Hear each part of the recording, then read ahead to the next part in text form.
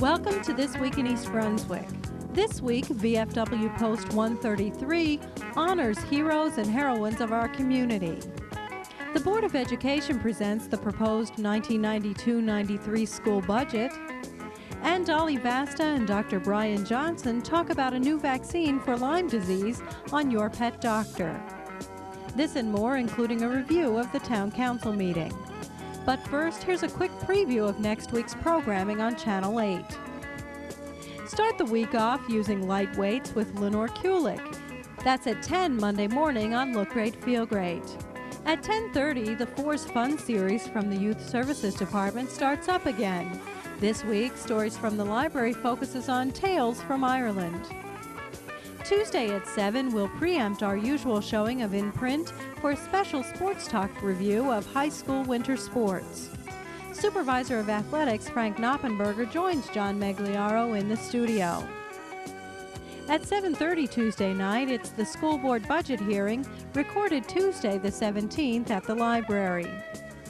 Preparations are underway for this summer's statewide Arts Institute. Find out about the program Wednesday night at 7:30 on For Art's Sake. And at 8 o'clock, the Arts highlights the New Jersey Folklife Project. Thursday night at 7 and 8, This Week in East Brunswick returns. And at 7:30, Patty Sullivan wraps up her series on the Haven Bereavement Program on aging aspects. For reruns and community events, check the Community Bulletin Board. On Sunday, V.F.W. Post 133 and its Ladies Auxiliary recognized members of the community for their outstanding service to the public. Irene Bocelli, president of the Ladies Auxiliary, presided over the event. Firefighters Keith Timper and Michael Harmick were honored for bravery. Police officers Anita Waite and Mark Sismar were given citations for their work through the DARE program with local children. John Runyon was recognized for his contributions as the Grand Marshal for the 1991 Memorial Day Parade.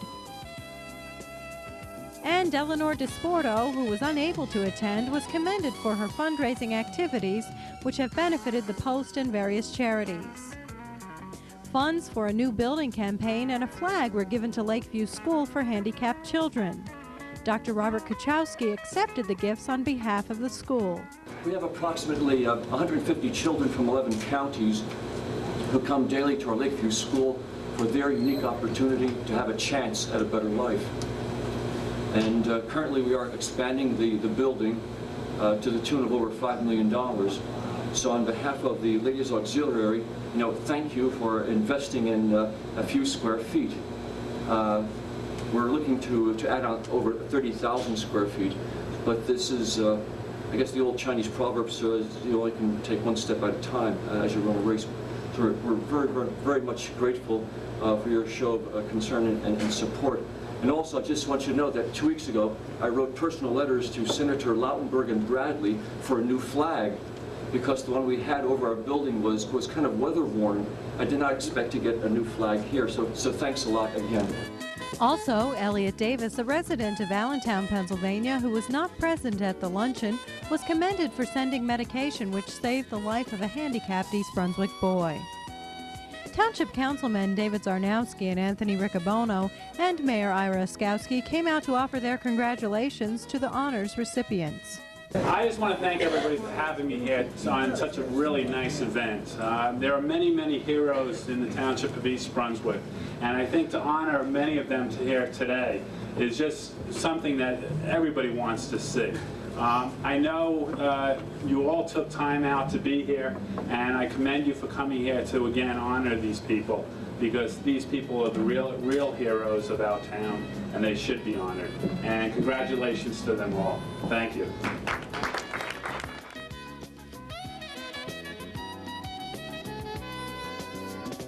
Hi, I'm Karen Burke, Manager of Recreation for East Brunswick Township, and I'm here to remind you about the Daisy 9th Annual Breakfast that will be held this Sunday at the Romano Renaissance from 8 o'clock to noon. And don't forget, it's free parking, so you don't have to pay for that. Tickets are available at the door, and even though they've been available all the time at various places in the township, We know sometimes that opportunities arise and we wanted to be flexible. So come on down, bring the family. What are the ticket prices now? Let me see. $8 for adults and up to 10 years old, $2. Where can you go today and eat all that you want to eat and support a wonderful program like the Daisy Recreation Program for challenged populations? We're very, very indebted to the Special Police, the BIC, but most importantly, we're indebted to the public and the community for the support that we get in this annual event. All monies that are derived from this event goes specifically to support the DAISY program. So come on out. Come back to the community event that really is super. Meet your neighbors, make new friends. Come on out and say, I'm here to support DAISY. You'll have a great time. Just think, Sunday is a family day. See you there. I'm ready. Even if it snows, I'm ready to go. How about you?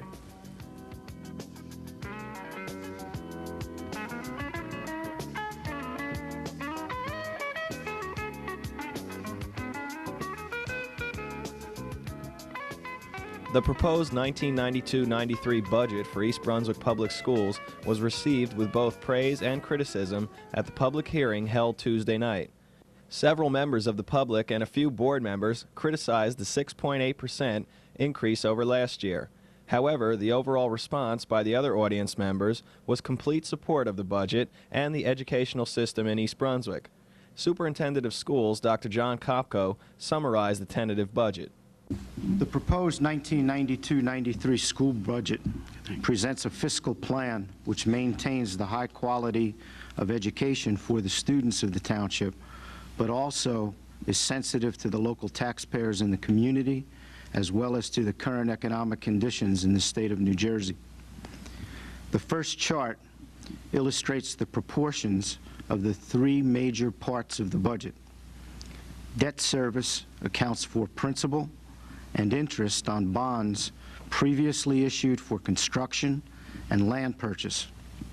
Capital outlay includes revenue for improvements to buildings and grounds.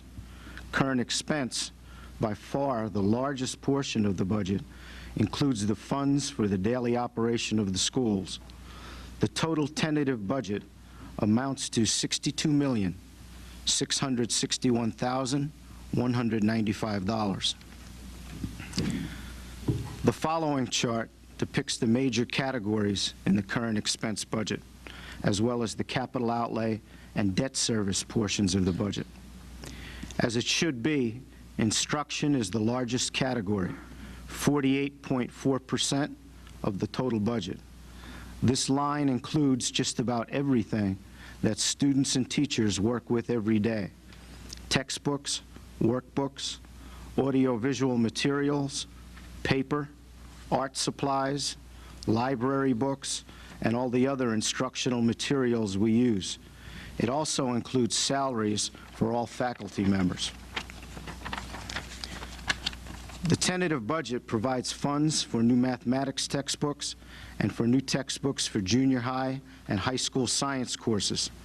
The purchase of the science textbooks, along with the introduction of a new high school chemistry course and revisions of the 9th grade life and physical science course and high school biology course, are the initial steps in plans to improve the entire science curriculum, as recommended by the independent consultant who evaluated the program earlier in the year. Special education makes up 5.4% of the budget. This is another direct instructional cost, but the state requires the school district to list it in a separate category. The proposed budget provides for 2 new programs in the district. One for children who have been classified as auditorily handicapped, and one for children who have been classified as multiply handicapped. These programs are being added in keeping with the effort to provide for as many special education students as possible within the District of East Brunswick. Fixed charges, 24.4% of the budget, includes funds for insurance and tuition for special education students who attend schools out of the district because they require highly specialized and specific types of programs that those schools offer. It also includes the funds for pensions, Social Security, and insurance. Transportation, 5.3% of the budget. Includes all the funds for the transportation office, school vans, and all contracted bus service.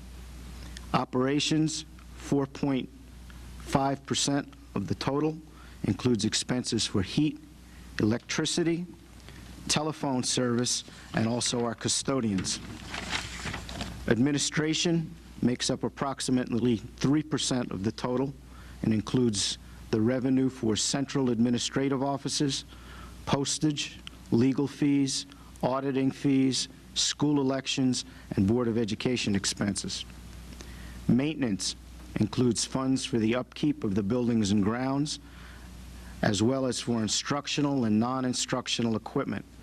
It amounts to 2.6% of the total. The tentative budget includes funds for new equipment to be used in high school biology, chemistry, and physics classes. This equipment is one of the elements in the plan to improve the science curriculum. The category listed as Other includes state and federal funding and adult and summer school. It is 1.9% of the total, and attendance and health is 1.6% of the total. As indicated on the previous chart, capital outlay makes up 2% of the budget. The capital outlay portion includes funds for underground oil storage tank removal, partial roof replacement at Smith and Frost schools, public address and classroom communication system at Hammarskjöld and Irwin School, and also for the conversion of the media center at Hammarskjöld to add classroom space. A new media center is currently under construction with funds that were approved as part of the 1990-91 capital outlay budget, and the old media center will be converted into 3 classrooms. Now let's proceed and look at the budget in a different way. This chart illustrates the major line items within each of the categories of the current expense budget. As you see, salaries and benefits take the largest portion, combined almost 80% of the total current expense. This is because education must rely on people to provide programs and services for students. The chart also includes several areas in which the board has little or no control of expenditures. For example, expenses for tuition, heat, utilities, and transportation are regulated by the amounts charged by schools, utility companies, and outside contractors. The next chart compares the tentative budget to this year's budget, illustrating that the total increase is less than 1%. However, one must keep in mind that there are 3 major variables which have had a direct impact upon the increase in the proposed budget, and those are significant decreases in appropriated surplus, significant decrease in capital outlay, and also a significant decrease in debt service.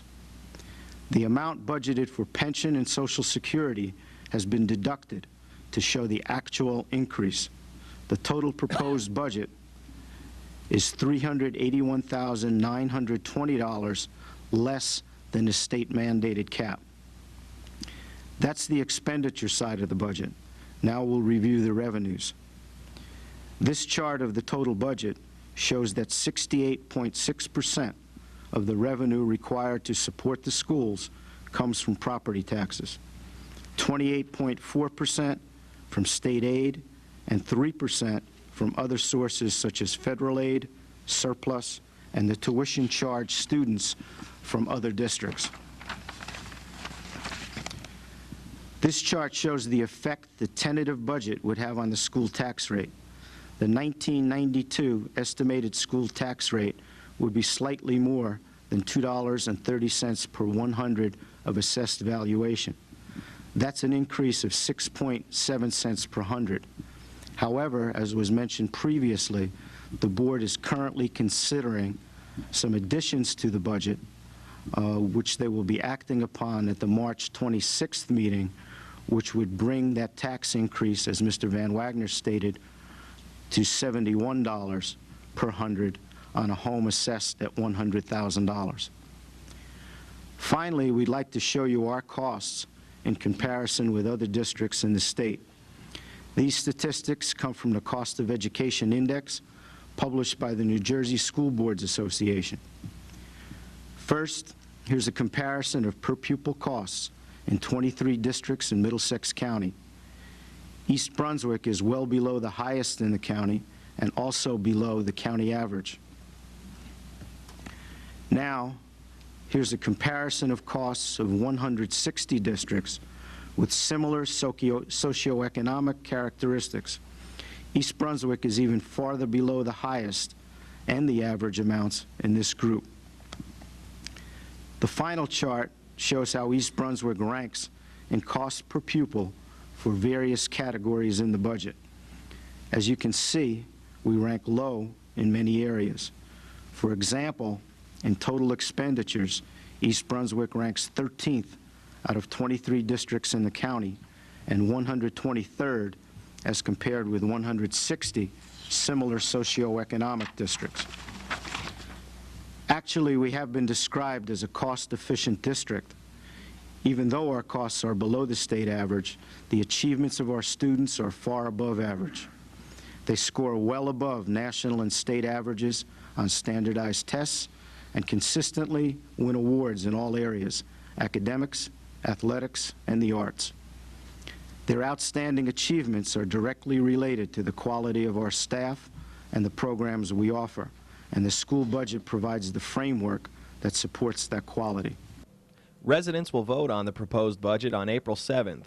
Look for those results plus the results of the school board elections on the Channel 8 Community Bulletin Board. The public hearing on the school budget can be seen in its entirety on Channel 8 on Saturday, March 21st at 1 p.m. and Tuesday, March 24th at 7:30 p.m.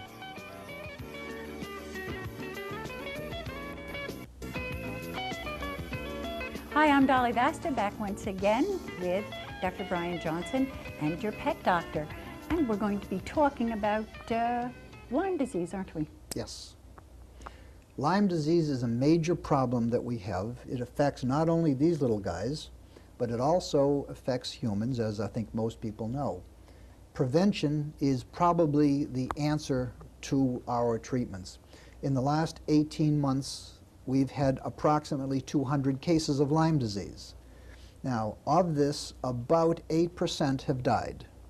And it's a nasty disease. It's going to cost the owner a lot of money. And we lose our pets. Yes, you see, she agrees with me. Oh, heavens, what a scene stealer. But there is a shot now. There is a preventative vaccine. Mm-hmm. Because of the epidemic, and that's literally what it is, the vaccine was released prior to its normal time. Normally a vaccine would take several years, 5-7 years, to be released by the government. All the information is not in to suit the government, so they've released it on a conditional basis. The conditional basis means that they've tested and it will not hurt the animals, but they don't have all the data in. Well, we've been using the vaccine for close to a year. It has been in use for about 3 years, and over 2 million doses have been used. We haven't heard of any bad effects. Now you've done your dogs. Absolutely, absolutely. This little girl was vaccinated along with her brother and sister. Yes, I talk about her. She's a ham. I wanted to bring my other dog in, but Dolly wouldn't let me do it. I have a Doberman Pinscher, and she absolutely forbade me to bring it in. It was so hard to carry it through the library. Well, she's a bigger pussy cat than this is. But the Lyme vaccine is not experimental. Some people have mistakenly thought that. It's released on a conditional basis. There are 2 injections and then a yearly booster. It seems to have done very, very well. Of the 200 cases that we've had, none have been in vaccinated dogs, and the dogs that we have vaccinated have not come down with the disease. There are no deleterious effects that we can see. Now, again, to say that there's going to be absolutely none would probably be premature, but it's a heck of a lot better than the next choice, which is to get Lyme disease. Lyme disease is a nasty one. I think, too, the fact that you do have to sign when you bring your animal into any veterinarian for That's true. And part of that is the fact that when the vaccine was released by the company, some public relations men got a hold of it, and among other things, they said, if you vaccinate your dog, it protects the family. Nonsense. If you vaccinate your dog, it protects the dog. So they got a little bit carried away. Yes, they don't know the long-term effects, but from what we can see and the millions of doses that have been used, we see no problem with it. As far as a recommendation, I would strongly recommend that it's considered, and yes, my 3 dogs have been vaccinated for Lyme disease. Well, I know I've had Duffy done too, so yes. if that's anything, well, that's good to know, because it really is a frightening experience when the animals get sick from this. Now the ticks, we've had a very mild winter. We are seeing ticks every day. We saw them today, and they're going to be out there. If you're not going to get the vaccine, this is another thing that's going to help right here. A good flea tick collar. They will last, this will last on ticks for 6-7 months and fleas for 11 months. There's a lot of good ones out there. And if you live in a wooded area, spray your dog with a spray so you can prevent the ticks from getting on. It also prevents them from getting into your house. One live female tick will lay about 1,000 eggs in your house. And they don't mind sharing the house with you at all. Well, I mind sharing it with them. Well, that's our tip for this week. Don't forget those Lyme shots. We'll see you all again next week. Take care. Thanks. My pleasure. Recreational, educational, and social opportunities for handicapped youth and young adults require funding. Proceeds from the 9th Annual Daisy Buffet Breakfast will help support the Township's recreation program for the physically and mentally challenged. The breakfast is sponsored by the Association for Brain Injured Children and the New Jersey State Law Enforcement Officers Association. In a proclamation read by Township Council President David Zarnowski at the March 16th council meeting, the council and residents of East Brunswick support the cause of the breakfast. On hand to accept the proclamation were Sally Yachman, president of BIC, and Ralph Lamo, president of Local 9.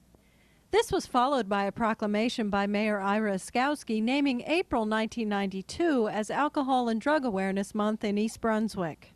Whereas the Middlesex Council on Alcoholism and Drug Abuse, Incorporated, in conjunction with a national effort chaired by Surgeon General Antonio C. Novella, has designated April 1992 as Alcohol and Drug Awareness Month in Middlesex County, and has invited community organizations, businesses, and municipalities to participate. And whereas the alcoholism and drug addictions are 2 of the most serious public health problems in the United States today, with 76 million Americans, 1 in 4 adults, being affected by alcoholism in the family. And whereas alcohol is the most widely used and abused drug in America, accounting for approximately 105,000 deaths annually. And whereas alcohol-related traffic deaths are the #1 killer of 15 to 24-year-olds, and 1 out of every 5 persons in the United States will be in an alcohol-related crash in their lifetime. And whereas 50% of New Jersey high school students have used drugs other than alcohol. And whereas any drinking or drug use by those under 21, drivers, women planning for motherhood, or people who have already experienced problems due to their drinking or drug use and high-risk behavior. And whereas various organizations and agencies in Middlesex County which provide prevention, education, and treatment services in connection with the problems of alcoholism and drug addiction will undertake special public educational activities in April 1992. Now, therefore, we proclaim that I, Ira Oskowski, Mayor of the Township of East Brunswick, do hereby proclaim the month of April 1992 as Alcohol and Drug Awareness Month in East Brunswick. Be it further proclaimed that I commend the Middlesex County Council on Alcoholism and Drug Abuse, Incorporated, for its outstanding contribution in promoting the prevention and public awareness of alcoholism and drug abuse in Middlesex County. Thank you. In other business, Tom Williams, Assistant Director of the Division of Parks and Recreation, recommended to council members to award a $53,000 contract to T&M Associates. The Middletown Engineering Company would be responsible for the baseball field plan at the Baseball Managers Association complex in East Brunswick. Construction should be completed by April 1993. The site now contains 4 fields. We're looking to put 5 fields. A 5th instructional field will be located right here. Phase 1 of the project, I don't know if you can make this out, but it's a blue line that includes this area up Dunham's Corner Road. It includes improvements to the parking lot, improvements to the concession stand, which relate to conforming to the ADA. And it proceeds in this manner, takes into consideration fields 3 and 4 on the improvements. This is phase 1, parking lot, concession stand, field 3, field 4. Phase 2 would include fields 1 and 2 and this 5th field. Also at Monday night's meeting, Mayor Oskowski announced that he will hold his quarterly town meeting in the municipal courtroom on March 26th at 8 p.m. And in other council news, last week we reported that Mayor Oskowski's proposed 1992 budget required a cut in services. This information was not accurate, and we would like to emphasize that the proposed 1992 township budget does not require any cuts in municipal services.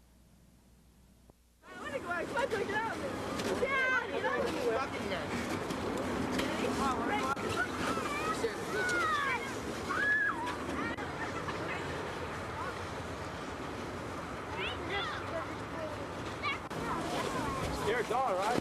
Here. Yeah, I will. You trying to bring it up? Yeah. Go ahead. No, it's black snow. Hi, Mom. All right. Hi, Mom. This is the greatest thing in the world. Hi, It's Mom. actually snowing. This Look is at me, Mom. Here's like one after another.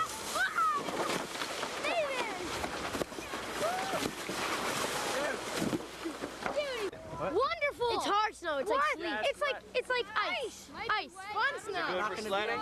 Yeah. Not really. Well, kind of. the red light isn't even on. It doesn't have to. Is it good for sledding? It's rad. Yeah.